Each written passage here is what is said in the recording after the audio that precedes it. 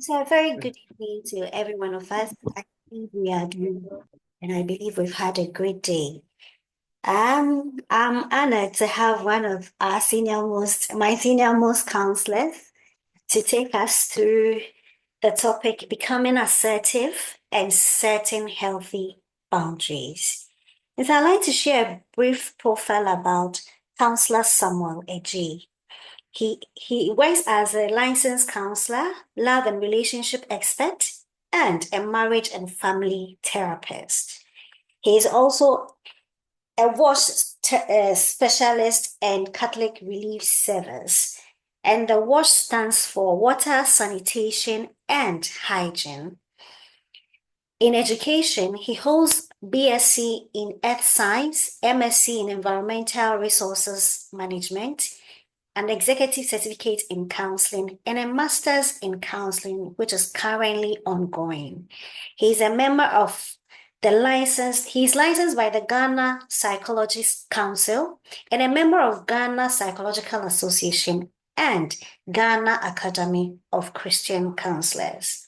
In area of interest and specialization, he is a pre-marriage, marriage and family counseling, and child, adolescent, and youth counseling. On this note, I'd like to invite our resource person to take charge and guide us through the topic becoming assertive and setting healthy boundaries. I go by the name Ama and Labi. Call me Labi, call me Ama Labi. Thank you, and let's enjoy the ride together.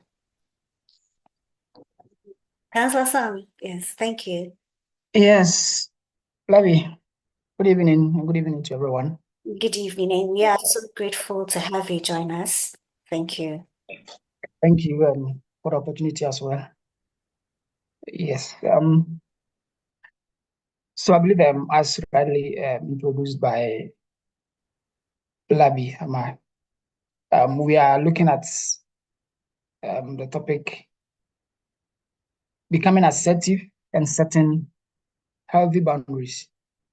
I'm looking at it from a cross-cultural approach with few biblical examples that we may want to look at. Whenever the issue or the topic about assertiveness and setting boundaries is mentioned, a name actually comes in mind, a colleague at work who I might say I've not seen anyone who is very assertive than she is, who clearly sets boundaries, very healthy ones, than she is. And so I always actually learn from her in terms of assertiveness and building healthy boundaries in all spheres of our life, in our professional life, in our personal life, our social life, and all that. The question is, what does it mean to be assertive? What are boundaries? And why should we even set them? What are it or their relevance in our personal, in our social, in our professional life? These are some things that we would be looking at and looking at ways that we can particularly work out to become assertive and also set healthy boundaries for that matter. We'll look at some cultural, biblical perspectives of it and then see how it could be very helpful to us. So to talk of assertiveness is to pick up or to stand up for your needs, basically, to stand up for your rights, to uphold your beliefs. And this has to be done in a respectful manner. If it is not done with a respect attached to it, then you are moving from the sphere of assertiveness to a different sphere, which I refer to it as a superiority complex. You are accepting superiority. So assertiveness has a very thin line with showing that aspect of life which we call superiority complex. Let's look at it in this way. One needs to be able to express for him or herself clearly and confidently without infringing on others. So you should be able to speak about your values. You should be able to speak about your rights and your needs. But then it shouldn't infringe on the rights of the others. It shouldn't show any disrespect to others. It shouldn't show any demeanor listen to others. So you are proud of yourself in speaking up about your rights, about your needs, about your beliefs. But then that is done in a way that doesn't incur any form of quote unquote usurping and abuse on the other person's rights, on the other person's beliefs, or the other person's needs. Now, we have some words: assertiveness, passiveness or passivity, and then aggression. We are in a cultural setting. We are in a space or society where we are actually not trained to become assertive. So we have two extremes: being either passive or being aggressive. So in a society where if you want to speak up, all manner of names, you are referred to all manner of names. You are suppressed, even as children as we grow up. If we want to speak up, if we want to ask some questions from our parents and people that have grown we live by, we are called all manner of names. And we are in the tree language and all that. So this child becomes afraid in a way to even open up to ask questions sometimes. And so the child becomes very timid, very afraid to open up and ask questions. And this is what passivity is about. The person becomes very passive. So it isn't that the person doesn't have issues or concerns that needs to be brought out, to be spoken out, to be addressed. But the person is afraid of what others will say if he or she opens up, if she or she speaks up about the situation. So the person, you see the person very calm, very moody, very timid, that the person is not able to actually speak out issues. That is about passivity. On the other hand, the person also may become what we call aggressive. So the person speaks out or speaks up about his needs, about his rights and his beliefs, but then it is with anger. It is with so much anger. It is with so much emotions. So the person, as we normally put it, flares up and speaks. But the balance between the two is what assertiveness is about. So, for example, somebody may be stepping on your toe and hurting you. The passive person, even though is feeling very hurt, is going through pain, but will keep quiet. That is the passivity. That is the passive person. The person is hurt. Things are happening. Very painful. But the person, for fear of speaking up, would keep quiet and then would be hurt continuously. On the other hand, the aggressive person who is being stepped on by another person would, instead of talking the person to maybe take off his or her foot from his toe, would either insult the person, hit the person, and speak out like having to seem that you are hurting me. So in Akan, you say that in a very angry mode. Okay, in a very the person flares up. If you are not very careful, the person can even hit you if you are close by. So that is the aggressive nature of it. But to be assertive will be that the person will go like this. It might not necessarily be using the word please or even sorry, but the person can go like this. I feel hurt because you are stepping on my toe. Can you please take off your legs? That you have spoken up, but it is with respect to the other person. It is without any quote unquote any sentiments. It is without any rudeness. It is without any impoliteness. But you have spoken out because your rights are being infringed on. You are being hurt by the other person. And so you speak out. I feel hurt by you. Can you please take off your legs or something of that sort? So that is the difference between being passive, being aggressive, and then being assertive. And it's assertiveness we are all looking at and gearing towards that we would be able to actually build that virtue. Now, boundaries. I want to believe that many of us or some of us have lived in rural areas. So when you go to rural areas, they have farmlands, and so we have what we call a two-share boundary of the farmlands. I don't know how many of us can actually attest to this or this whether this resonates with some of us. Anyone to share experience about that?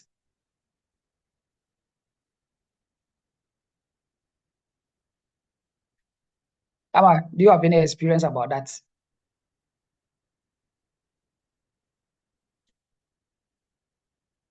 Um, uh, Counselor, please come again. I'm sorry. Yes. So we are looking at certain boundaries, and I'm asking when you go into especially the rural communities where we have farmlands, people farm and we say this is the boundary between this farm and that I've any personal experience with this. Hey, I wouldn't say yes or no, but I believe I might have Has heard. experience about it because I can share. Yes, okay. So personally, I've not really had an experience as such, but I believe I've had such instance before. Okay, good. Does any other person on the call has any experience to share about this?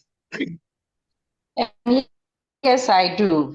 My dad had a Okay. farm, so the boundary has to it's a demarcation into different farms. It tells the ownership. It tells you that you can't come to this side of the farm. So if you overstep that demarcation, it means you are stealing, Yeah. unless you have, yeah. Good. Thank you so much. Thank you so much. Does any other person has any personal experience to share?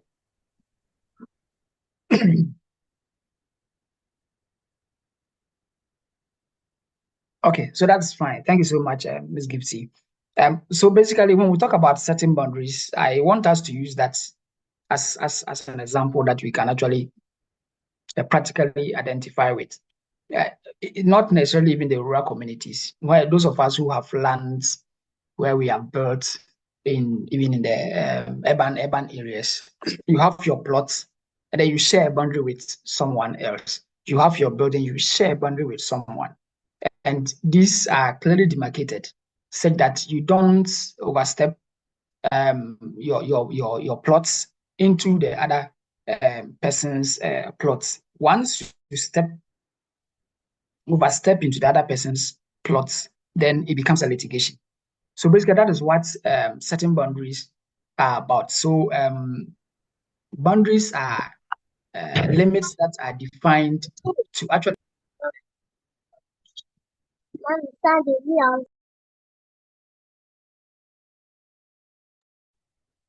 Counselor, please. Yes. I was muted. Yes, please. I'm sorry about that. Yes. So boundaries, as we have, as I don't know whether you got the examples I was giving about, even if we are not even talking about the rural areas, even in the urban areas, we know people who have lands, plots of lands. We have built our houses and we share boundaries with other people. Once you overstep your boundary into the other person's land or plot, then you are causing for litigation. So basically, that is what it is about. In terms of the discussions that we are having here this evening, setting boundaries is about defining limits, said that it will help protect our emotional, our mental, and our physical space and the well-being for that matter. So it is about you. So you set the limits. This is what I can do. This I cannot do. This is where I can go. This is where I cannot go or I will not go. This is what I can say. This I cannot say. So you said that it is just for to protect your personal emotion, to protect your mental space, your physical space, and its well-being as well. So basically, that is what boundaries are about. Like using the land as an example. If you have your boundaries clearly stated, clearly demarcated, you would have your peace living with the other neighbor. But once boundaries are not clear, then there will always be litigations. So we have just as I said, land boundaries, household boundaries. In Ghana, we have constituency demarcations or constituency or district boundaries, regional boundaries, and all that. We have had so many land disputes that actually comes up, and these are all due to boundaries that are not actually set so well. So once boundaries are not set, then you will be sure that you will not have that peace, inner peace, emotional peace, mental peace that you actually looking for. Now, like I indicated, let's look at some some cultural differences about assertiveness and then boundary setting. In our setting, that is Ghana, we live in a communal society. We need to navigate around things in the extended family for that matter. And so when it comes to assertiveness, because we have that extended family system, we are looking at not things not just to yourself, but to everyone. You would have to deal with everyone, especially in the extended family. It is just these days that we are moving away from the standard family a bit into our nuclear families. But even with that, that link is still there. So when we come into Ghana, we have that aspect of life where we have that living in a communal society, in a communal setting. So you would have to deal with more people than when you go into the Western world, where you have very direct, the emphasis is on the individual, the emphasis is about your personal autonomy and your privacy. So you don't have to struggle so much to become assertive. You don't have to struggle so much to build or develop or set boundaries. In Ghana, like I indicated earlier, a child growing up who keeps asking questions, who is known to be very curious about certain things, we normally shut these children down and they are not able to ask the questions that they need to be asking. We are killing their assertiveness. We are killing children who could grow up to become philosophers. We are killing children who could grow up to become very smart and genius people, very creative and innovative.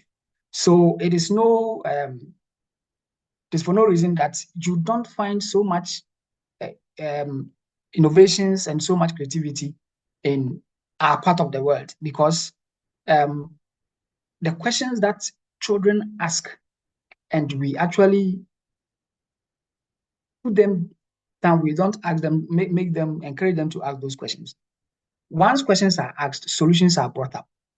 So children wanting to ask questions, to understand the way certain things are done, certain things happen.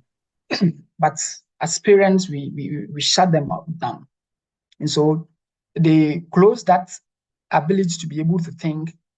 They close that ability to be able to be creative and innovative. But you go into the Western world, it's a different ballgame altogether. So like I indicated, it is supposed to be done with respect. So as parents, what we can do is to guide our children to ask the right questions. We should guide them how to ask the questions, and then guide them in providing answers to them. Providing answers to them, looking at their age appropriate answers can be given to them so that once they grow up, then we add on. But to just outrightly shut them down once they begin to ask certain questions, then we are killing their ingenuity, we are killing their creativity, and we are killing their innovative minds that they actually have. So for many of us, I'm very sure that if we should ask that we open up and give experience about this. I'm sure many of us will have a lot to say.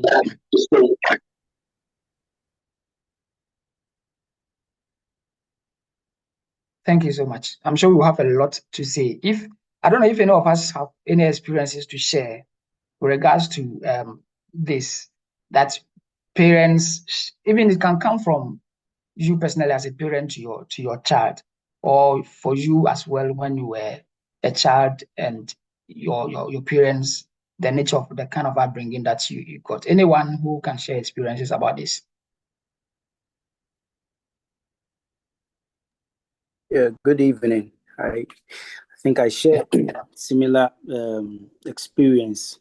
For me personally, growing up, I was the type that was really asking questions, but I don't know, all of a sudden I stopped. I realized when you ask questions, you are asked to keep quiet and all those. So as it stands, it got to a time I couldn't even stand for my own self. I couldn't ask questions in class, even friends. When you do something, I just observe and then I just speak to myself in my head and walk away. Yeah. There are things that you are supposed to confront, but just knowing that when you do this, it's either you'll be beaten by your parents or whatever, then you just walk away. But as it stands now, I have thought of doing it the other way around. So with my kids, I encourage them to even ask questions at school.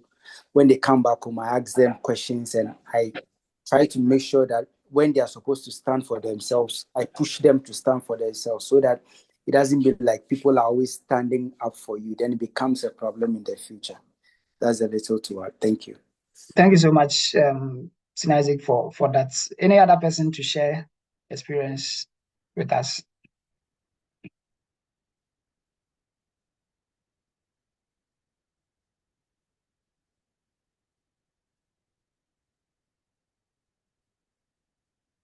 Hello, any other person to share experience with us?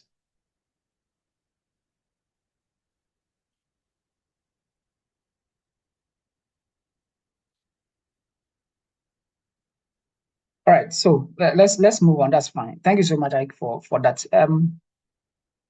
Personally, I like asking questions, and people tell me that it's no wonder I am a counselor. Maybe we know that counselors ask a lot of questions. I used to ask a lot of questions growing up. I wouldn't say I was end off from asking questions, but then I think that looking around to the environment that I found myself within, where you ask the questions and you may not be turned down, you may not be put off from asking the question, but like I said, you may not even get the answers from those that you are asking them the questions. So that was one other angle to it. But I think growing up, I did use that as a reason to make my own researches and all that. So that I used to learn a lot. I used to read a lot and all that. So maybe that is another thing that we can encourage our children to do. My father never prevented me from reading and learning. Likewise, my mother. But like I said, sometimes you may not get the answers to some of the questions that you may be asking.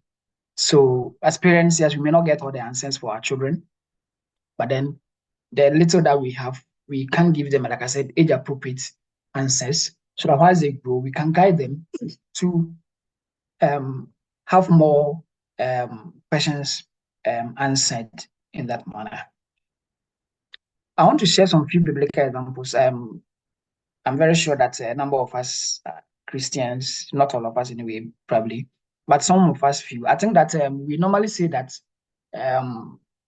Christianity, and I've heard this a lot, Christianity by its nature, the virtues that it expects Christians to actually portray, makes them, some say, timid, makes them very passive, because we are told to forgive and do good to everyone, irrespective of the bad they do to us. And so that's actually, in a way,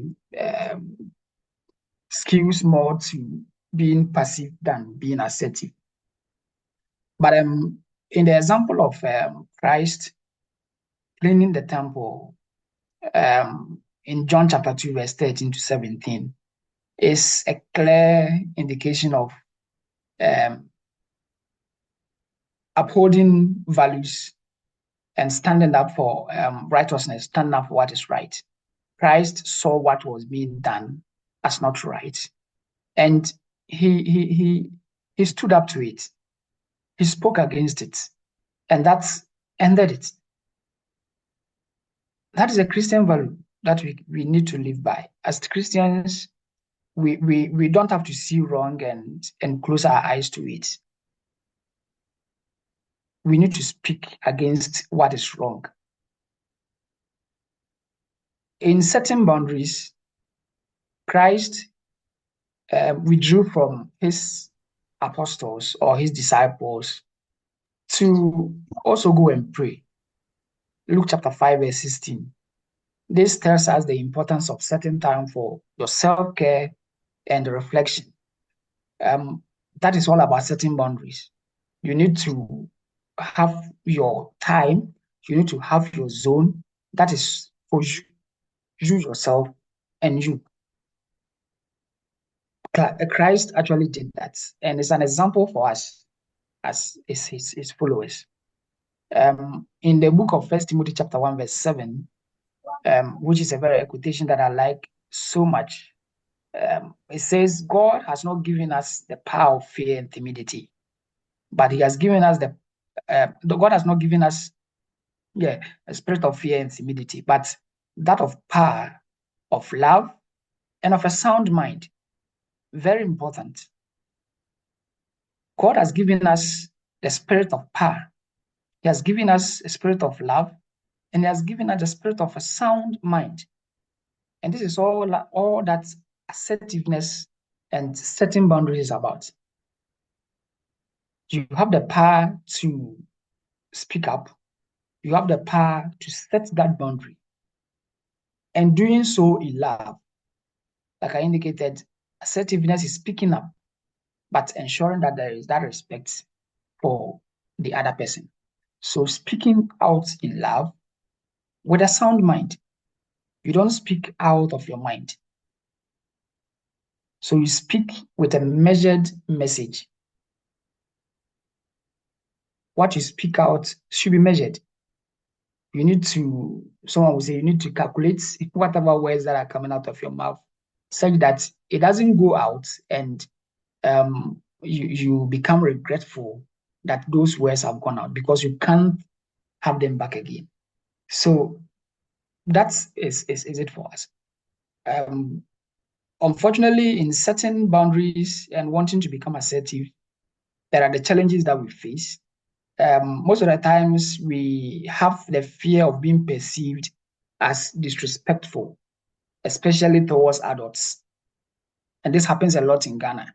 I've seen a lot of people who speak up, and once it is against some actions of authority, then they are just referred to, or you are just referred to as being disrespectful. You don't respect elders and all that. like I indicated, your speech should be with respect, devoid of insults and all that, but just speak the facts as they are. The wrongs that have been done, the wrongs that have been purported by authority, by leadership, speak out, but let there be that respect. But unfortunately, we are afraid that we will be perceived in that manner as being disrespectful. And so to become assertive and to set boundaries become a challenge for us. There's also the concern of appearing very selfish or too direct. So when you want to set boundaries, definitely many people will see that as for you, it is just things that concern you. You are only concerned about yourself and not about other people. But the matter of the fact is that self-care is very important. And I always say that self-care is not selfish.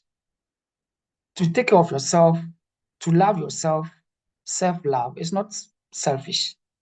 Because if you don't take care of yourself first, you will not be able to take care of someone else. So as a counselor, as a practitioner, as a therapist or whatever, as a professional, take care of yourself first. Because if you are not healthy, if you are not strong, you will not be able to attend to the other person that you want to attend to. So that is that you may be perceived as such, but speak up and let people understand where you stand. Then there's also that fear of losing friends and loved ones. There's the fear of losing friends and loved ones. Oh, if I speak up, then it means I'm going to lose him. If I speak up, I'm going to lose her. If I set the boundaries, then it means that this person can no more come to me.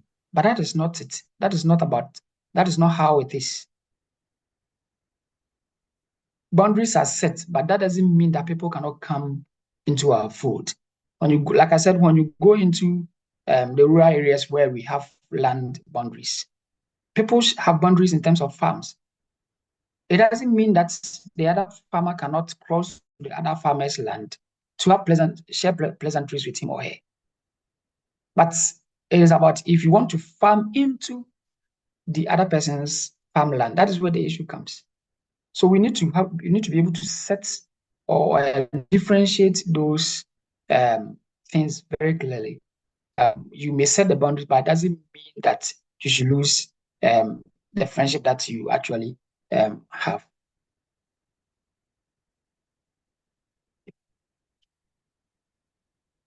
I want us to look at some practical steps that we can use to become assertive and also set boundaries.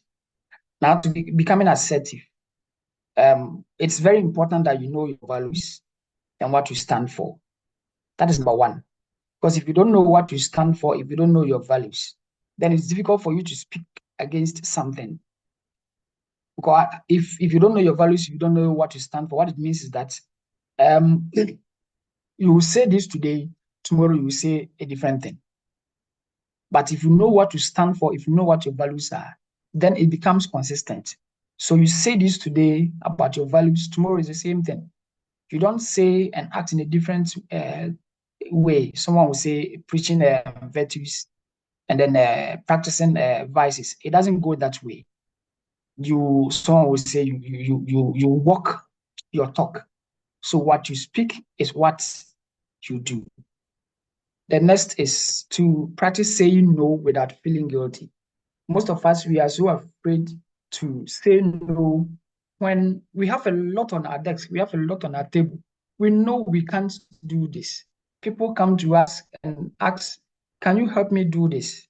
We know that we can't do it. We know that we don't have the space to take that thing. But I don't know, we are afraid to say, no, I can't. Then we take it and keep it. And then we have burnout. We are stressed. That shouldn't be it. We need to learn to say no when we can't. That is a sure way of becoming assertive. let them understand you have a lot on your table, you have a lot on your desk. There are a lot at hand for you to do.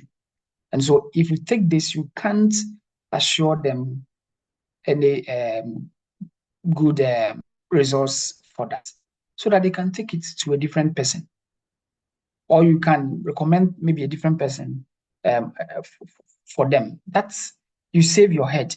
That you save your social well-being. You save your physical well-being. It's very, very important. We should also learn to use I statements to express our feelings. So I feel hurt. I feel unhappy. I feel sad.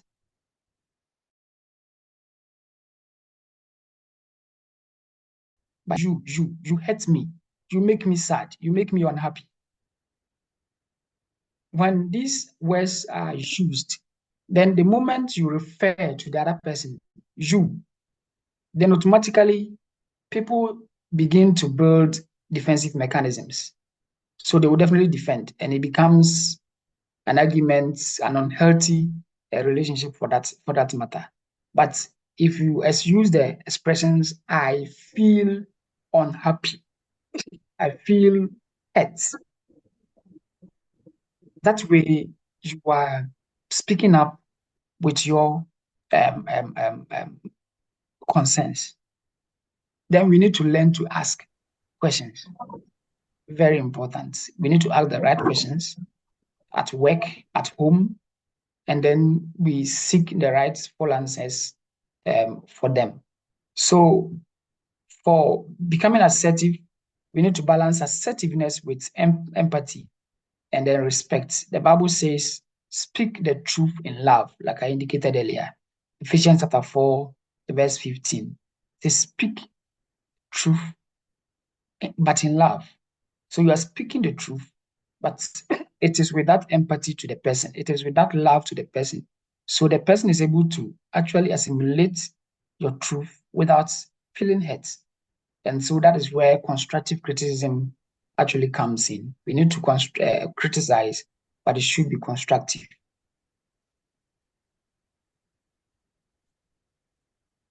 On the other hand, I know biblically, even the Bible talks about the fact that let your yes be yes and your no be no. If you go according to this scripture, that is clearly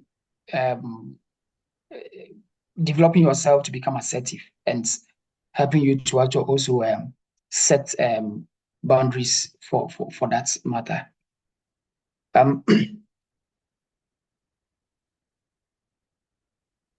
Before I go to setting boundaries, does anyone want to make a point or any experiences to share on becoming assertive, the point that has been built, if anyone wants to add anything? Because our this thing will be dropping in some few minutes. Are we coming back after it drops? Yes, please. We'll return once it drops, please. So we Okay, can all right. and then thank you. Thank you. So we have just barely a minute. So if anyone has any comments to make, then the person is free to talk.